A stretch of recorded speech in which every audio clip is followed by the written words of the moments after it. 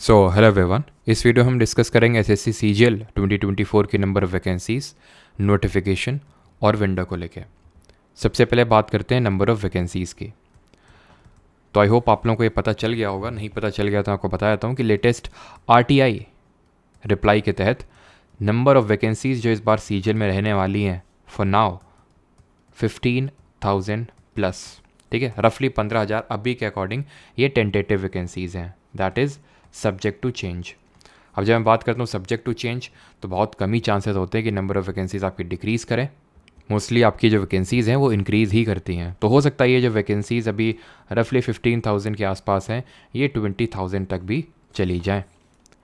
अब यहाँ पे मैं कुछ आपके साथ और भी डिस्कस करना चाहता हूँ बिकॉज कुछ आप लोगों के कभी कभी मैसेजेस आते रहते हैं एंड कि मेरा ये सब्जेक्ट वीक है, कैसे कवर करना है, इतना टाइम बाकी है। बिकॉज अगर मैं बात करूँ सीजीएल एग्ज़ाम की तो 11 जून को इसका नोटिफिकेशन आना है और एग्ज़ाम सितंबर अक्टूबर में होना है। बट अभी अगर हम बात करें एमटीएस का जो 7 मई को नोटिफिकेशन आना था वो अभी तक तो नहीं आया है। उसके कई रीज़न्स हो सकते हैं, जैसे कि अभी इलेक्शन उसका एक मेजर रीज़न हो सकता है। ठीक है, एंड बाकी जो हमारे एग्ज़ाम्स है जैसे CHSL और CPO थोड़ा सा मैं बोल सकता हूँ 10-15-20 दिन ये डिलेड भी हुए हैं। तो क्या सर हमारा एग्ज़ाम भी सीजीएल वाला भी डिलेड हो जाएगा? बहुत कम चांसेस हैं। ठीक है, मोस्ट प्रोबेबली भले आपका नोटिफिकेशन हो सकता है लेट आए लेकिन एग्ज़ाम मोस्ट प्रोबेबली आपका इसी टाइम पे होगा और आपको भी यही मान के चलना है कि एग्ज़ाम आपका सितंबर अक्टूबर में ही होगा। दैट मीन आपके पास जून, जुलाई एंड अगस्त का टाइम लेके चलना है, यानी 3 महीने का टाइम आपको मान के चलना है कि मेरे पास 3 महीने का टाइम है। अब ये 3 महीने आपको कैसे प्रिपरेशन करनी है? पहली बात तो ये जो नंबर ऑफ़ वैकेंसीज़ हैं, ठीक है 15,000 नंबर ऑफ़ वैकेंसीज़ अच्छी वैकेंसीज़ है, पिछले बार के कंपैरिजन में काफ़ी अच्छी वैकेंसीज़ है। ठीक है, ये चीज़ आपको मोटिवेट करनी चाहिए। लेकिन ये चीज़ सोच के अगर आप अपनी मैथ्स लगा रहे हैं, गणित लगा रहे हैं कि मतलब इतनी वैकेंसीज़ हैं तो कंपटीशन तो आसान हो जाएगा, बिल्कुल आसान होगा, नो डाउट। मैं उन लोगों में से नहीं हूँ जो मैं आपको ये बात कह के मोटिवेट करूँगा कि आपको तो एक ही सीट चाहिए तो एक भी वैकेंसी होगी। ये ऑब्वियस सी बात है कि कंपटीशन थोड़ा आसान होगा, लेकिन ये मान के अगर आप प्रिपरेशन करेंगे तो ज़रूर आउट हो जाएंगे इस प्रिपरेशन से। ठीक है, वैसा तो है नहीं कि अगर मैं वैकेंसी थोड़ा कम कर दूंगा तो आप प्रिपरेशन ज़्यादा कर देंगे, थोड़ी और बढ़ा दूंगा तो प्रिपरेशन कम कर देंगे। जो प्रिपरेशन है आपकी वो पीक पे होनी चाहिए, आपकी परफॉर्मेंस पीक पे होनी चाहिए। बिकॉज इन 3 महीने में आप क्या मोमेंटम बिल्ड करेंगे बहुत इंपॉर्टेंट है, वही मोमेंटम आप एग्ज़ाम में कैरी करेंगे। एंड मोमेंटम का बहुत बड़ा रोल होता है। व्हेन आई से मोमेंटम का मतलब है कि ना सिर्फ आप कितना पढ़ रहे हैं वो तो मैटर करता है, लेकिन आप किन सिचुएशन में और कितनी फ़ाइट दे रहे हैं। मतलब कि इन 3 महीने के दौरान आपको बहुत सारे डिस्ट्रैक्शन, बहुत सारे फेलियर, सेटबैक भी देखने को मिलेंगे। हो सकता है मार्क्स ना आए, घर में कोई कुछ ऐसी कंडीशन हो जाए कि आप पढ़ ना पाएँ। तो फिर भी अगर आप खुद को पुश करके इन 3 महीने में अपना वो मोमेंटम बनाते हैं और अगर फाइट देते हैं, डेफिनेटली इसका जो मेंटल, एक तरह से बोलूँ मेंटल, इसका इम्पैक्ट बहुत बड़ा होता है। एंड ये चीज़ आपके एग्ज़ाम में परफॉर्मेंस से रिफ्लेक्ट होती है। तो मैं सिर्फ आपको अभी के लिए यही एडवाइस करूँगा। देखिए, जीके को लेके तो आप श्योर शॉट हो सकते हैं। अभी मैं इस पर्टिकुलर वीडियो में आपको ये नहीं बता रहा हूँ जीके के लिए क्या करना है, लेकिन भाई जिन लोगों को नहीं पता है, एफआरबी आप लोगों की सीरीज़ चल रही है फ्री रिविजन बैच। ठीक है, फ्री है यूट्यूब पे। हम लोग अभी इसमें बायोलॉजी कर चुके हैं, पूरा एशियन मेडिवल मॉडर्न हिस्ट्री कर चुके हैं एंड ज्योग्राफी भी आज हम लोग का फिनिश हो जाएगा, या फिर जब आप वीडियो देख रहे होंगे तो हो गया है। ठीक है, इसके बाद हम लोग इकोनॉमिक्स, स्टैटिक, पॉलिटी ये सारी करने वाले हैं। एफआरबी में आप देख सकते हैं किस तरह से हम लोग करते हैं। अब इस वीडियो में तो नहीं, लेकिन क्योंकि आप में से बहुत लोगों के डाउट्स है regarding the batch, regarding the PYQ series for the CGL exam, that is PYQ series part 4, and और भी काफ़ी सारे डाउट्स हैं कि जीके को किस तरह से इन 3 महीने में प्रिपेयर करना है। क्योंकि काफ़ी लोग का ऐसा है कि भाई एकदम उनका सब्जेक्ट वीक है या फिर काफ़ी लोग बैच से कर चुके हैं। तो सबके लिए एक अलग से मंडे को वीडियो आएगा जिसमें मैं सारी चीज़ों को लेकर डिस्कशन करूँगा, बैच हो, PYQ सीरीज़ हो और कैसे क्या करना है। बाकी अगर मैं इन 3 महीने की इन जनरल बात करूं तो मैं आपको सिर्फ यही बोलूँगा कि आपको एक मतलब डेली टारगेट तो आप बना के चलिए। देखिए, बहुत इंपॉर्टेंट होता है। काफ़ी लोग बोलते हैं कि सर कंसिस्टेंट नहीं हो पाते हैं, कंसिस्टेंसी नहीं आ पाती है। तो कंसिस्टेंसी के लिए तो मैं सिर्फ एक ही चीज़ बोलूँगा। देखिए, अगर इंट्रिंसिक मोटिवेशन है तो फिर कोई बात ही नहीं है। ठीक है, अगर इंट्रिंसिक मोटिवेशन है आपके अंदर तो सारी चीज़ें अपने आप हो जाती हैं। जैसे कि फॉर एग्ज़ाम्पल अगर मान लो कि मैं वही है कि अगर आपका भी सांस लेना बंद कर दूं तो फिर ऐसा तो है नहीं, आपको बता स्ट्रैटेजी की तो ज़रूरत पड़ेगी नहीं कि भाई यूट्यूब पे देखे कैसे बचाए, फिर तो आप पूरी फाइट मारोगे। वही इंटेंसिक मोटिवेशन के साथ होता है। जब आपके पास डू और डाई वाली कंडीशन होती है, ठीक है। और इसके रिगार्डिंग मैं बता भी चुका हूँ आपको पहले कि मेरे साथ भी कुछ ऐसी एक टाइम पे कंडीशन हुआ करती थी, एंड वो 2-3 महीने के अंदर ही मैंने आपको सारी चीज़ें बताई थी, ठीक है।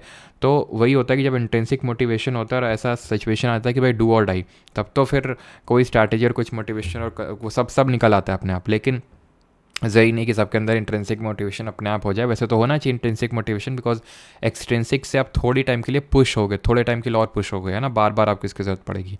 लेकिन अगर अब इसको भी डिफाइन करना थोड़ा सा सब्जेक्टिव इंट्रिंसिक मोटिवेशन, लेकिन हाँ, इंट्रिंसिक मोटिवेशन का मतलब है कि अंदर से कुछ आपका मोटिवेशन होना चाहिए, रादर दैन कि आप हर रोज़ कोई वीडियो सर्च कर रहे हैं या फिर आपको वो वैकेंसीज़ ही सिर्फ मोटिवेट करें। बिल्कुल सबको मोटिवेट करेंगे, वैकेंसी की नंबर ऑफ वैकेंसी इंक्रीज़ हो गई, लेकिन सिर्फ वो मतलब आपका प्राइमरी सोर्स ऑफ मोटिवेशन है, देन दिक्कत है थोड़ी सी, है ना।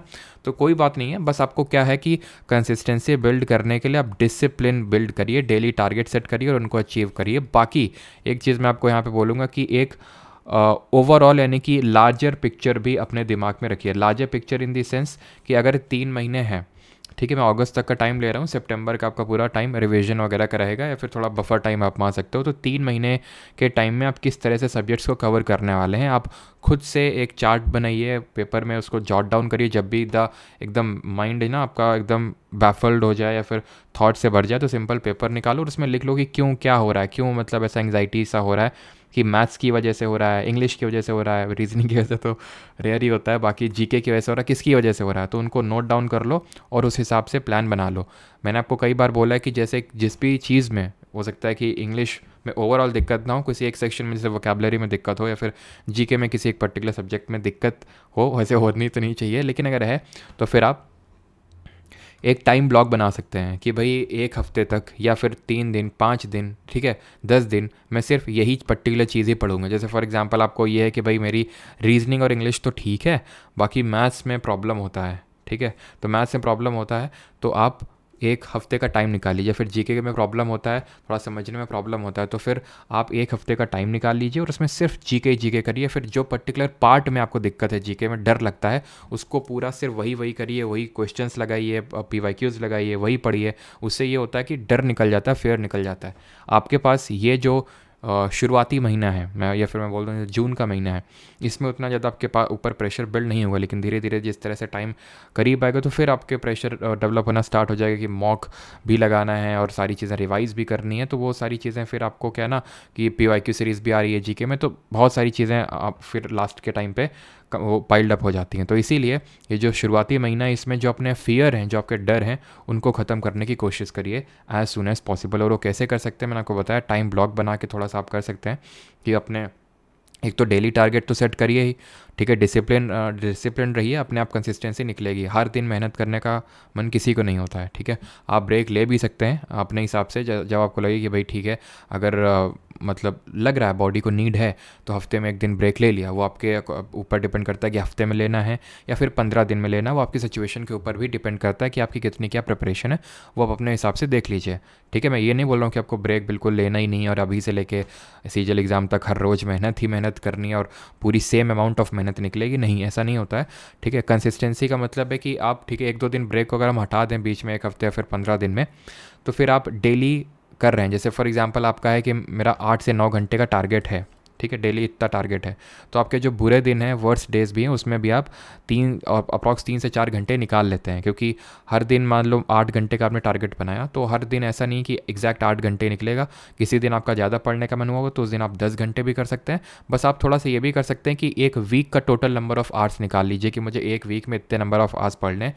तो फिर किसी दिन अगर कम भी हो जाएगा तो वो आपको एंग्शियस नहीं करेगा कि भाई यार मैंने तो आज कम पढ़ा।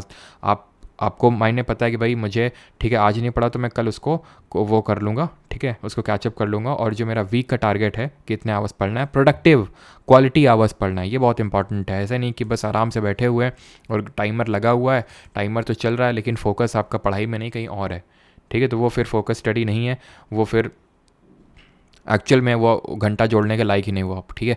तो इसलिए जो भी आप नंबर ऑफ़ आवर्स निकाल रहे हैं वो फोकस्ड होनी चाहिए। और उसके रिगार्डिंग मैंने एक पिछले वीडियो में कि भाई इस गर्मी में कैसे आप पढ़ सकते हैं, बिकॉज गर्मी भी काफ़ी पड़ रही है, एक्चुअल मतलब रियल रीज़न है ये, तो उसमें मैंने पूरा थोड़ा सा उसको डिस्कस किया था, चाहे तो आप देख सकते हो उस वीडियो को भी। तो मैं फाइनली आपको यही बोलूँगा कि एक तो डेली टारगेट या फिर वीकली टारगेट सेट करिए कि इतने मुझे नंबर ऑफ आवर्स निकालने हैं। डिसिप्लिन रहिए, ठीक है, हर दिन पढ़ने का मन किसी का नहीं होता है, लेकिन जब मन ना हो तब पढ़ लेना, वो होता है मतलब रियल स्टूडेंट है, ठीक है, कि जब मन भी नहीं है फिर भी मतलब पढ़ लिया, उस दिन हमने कुछ ना कुछ नंबर ऑफ आवर्स निकाल लिए अपने। और जिस दिन ज़्यादा मन है मतलब अच्छा सब कुछ है तो थोड़ा एक्स्ट्रा निकाल लिए, तो उससे क्या है कि जो आपके वीकली टारगेट्स हैं वो फुलफिल हो जाएंगे एंड क्वालिटी आवर्स होने चाहिए।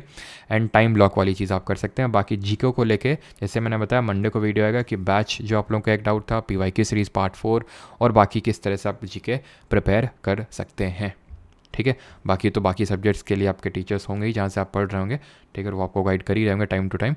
तो धन्यवाद, बाकी मिलते हैं मंडे को। और बाकी कल हम लोग करने वाले हैं ज्योग्राफी, और ज्योग्राफी का रहेगा वन शॉट जिसमें हम सारे PYQs के थ्रू पूरी ज्योग्राफी रिवाइज करेंगे, प्लस आप लोगों का परमार एकेडमी ऐप पे लाइव टेस्ट के अंदर ज्योग्राफी का, पूरी ज्योग्राफी का, वर्ल्ड एंड इंडियन ज्योग्राफी का टेस्ट भी होगा अलॉन्ग विथ फरवरी के जो करंट अफेयर्स हैं वो। ऑलराइट, और बाकी तो मैंने आपको बताया था कि मैं पूरा फुल लेंथ मॉक की तो बात नहीं कर रहा हूँ, लेकिन हाँ जीके का जो पूरा मॉक है, जीके का जो पूरा मॉक है वो कंडक्ट होना आपके स्टार्ट हो जाएंगे जैसे ही FRB वाले मॉक आपके ख़त्म होते हैं। जैसे जो भी हम इस वीक करते हैं उसको, जैसे इस वीक हमने इंडियन ज्योग्राफी किया है तो इंडियन ज्योग्राफी का कल आप लोगों का टेस्ट होगा। हमने जब मॉडर्न हिस्ट्री किया तो उससे पिछले वीक तो मॉडर्न हिस्ट्री का टेस्ट था, है ना, ऐसे ही हम लोग को संडे को टेस्ट होता है। तो जब ये सारे टेस्ट खत्म हो जाएंगे, सब्जेक्ट वाइज जब टेस्ट खत्म हो जाएंगे तो उसके बाद आपके फुल लेंथ मॉक भी स्टार्ट हो जाएंगे। और मॉक कब तक नहीं देना, मॉक के रिगार्डिंग भी नहीं होगा तो मैं अलग से वीडियो बना दूंगा, लेकिन एटलीस्ट आपका 50% सिलेबस तो ख़त्म होना ही चाहिए।